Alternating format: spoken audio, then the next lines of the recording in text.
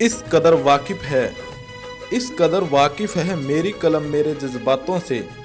अगर मैं इश्क लिखना भी चाहूँ तो इनकलाब लिखा जाता है। अगर मैं इश्क लिखना भी चाहूँ तो इनकलाब लिखा जाता है।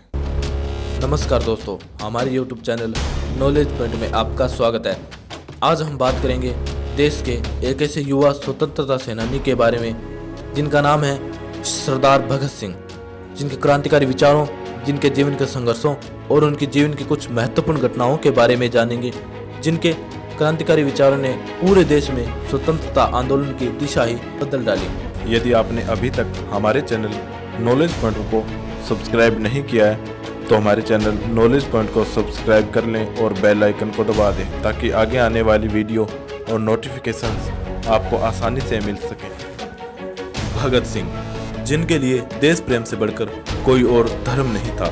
आज़ादी के दीवाने भगत सिंह ने सिर्फ 23 साल की आयु में ही अपने प्राणों को अपने देश को अंग्रेजों की गुलामी की दास्ता से मुक्ति दिलाने के लिए न्यौछावर कर दिया था।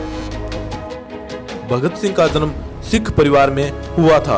28 सितंबर 1907 को गांव बंगा और जिला लायलपुर, पंजाब, जो कि अब पाकिस्तान में है, हुआ था।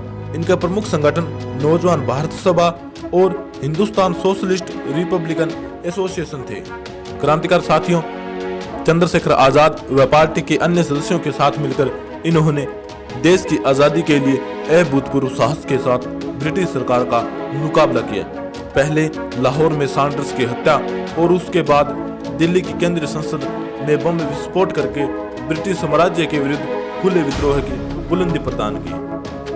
अमृतसर में 13 अप्रैल 1919 को हुए जलियांवाला बाग हत्याकांड ने भगत सिंह की सोच पर गहरा प्रभाव डाला। लाहौर के नेशनल कॉलेज की पढ़ाई छोड़कर भगत सिंह ने भारत की आज़ादी के लिए नौजवान भारत सभा की स्थापना की ताकि अंग्रेजों को भारत से बाहर खदेड़ा जा सके। एक जोशीली सोच भगत सिंह को ताकतवर बनाती चली गई और उसके हत्या की आग को तेज करती चली गई।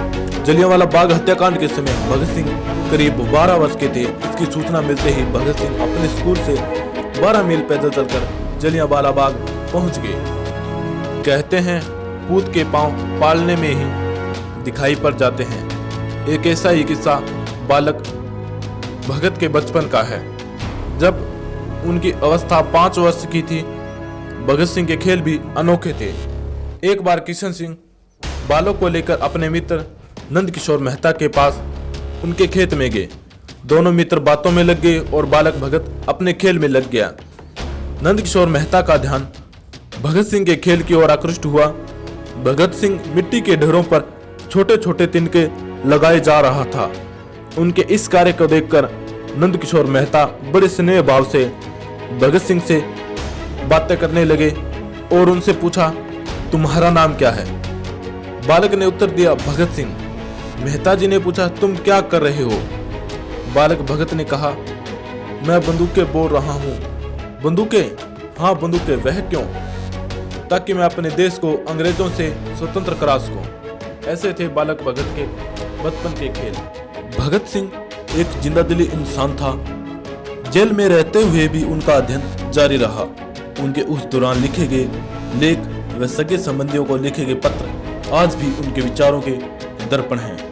उन्होंने लिखा कि मजदूरों का शोषण करने वाला चाहे एक भारतीय ही क्यों न हो, वह उनका भी शत्रु है।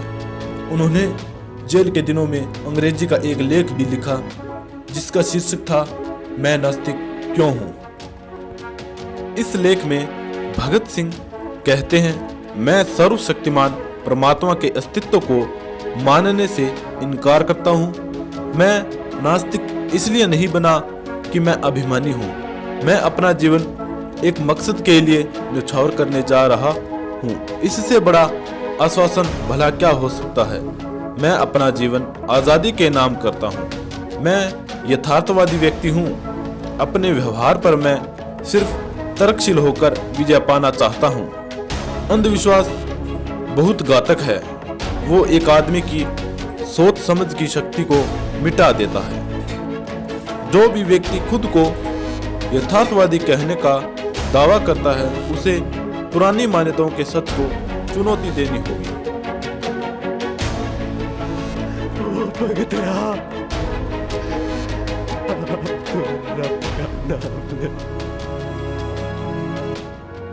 माफ करना बाजी, ना तो मुझे मौत का खौफ है और ना ही रब कहेगी। क्षमा।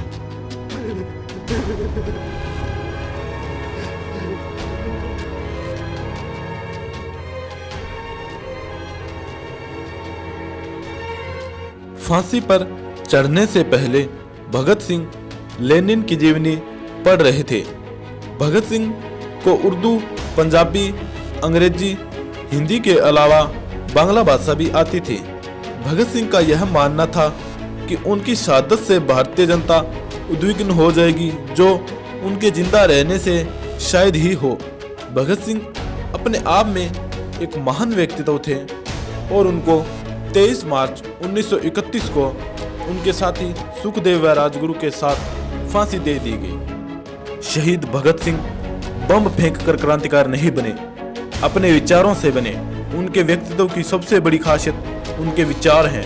23 वर्ष की आयु में वह जो कुछ लिख गए, वह उन्हें आज़ादी के दूसरे सिपाहियों से बिल्कुल अलग खड़ा करता है। और भगत सिंह आज़ादी का दीवाना आज भी हमारे दिलों में बसता है।